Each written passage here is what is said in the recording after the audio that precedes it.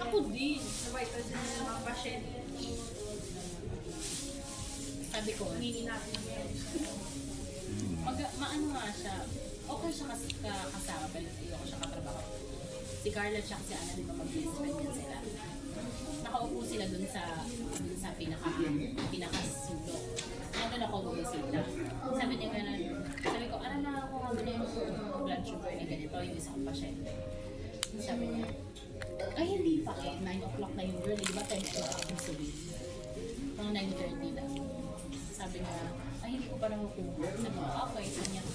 Sabi ko, gusto mo kunin ko na lang. Kasi pag na 9:30 na yun eh. Sabi niya, no, I won't get it. Kasi meron na siyang isa pa na yung eh, nandun si Carla. Sabi niya, okay, pagka 10, mga 10.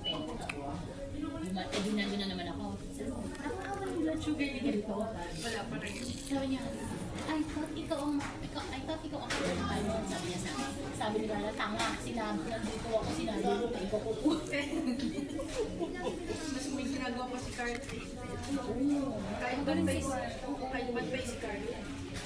Nahuli ko nga siya. Kasi sa akin, nasa akin si 9A. Di ba yung 9B? 1-to-1 yun? Yung 9B. 9B ba? Or 10B?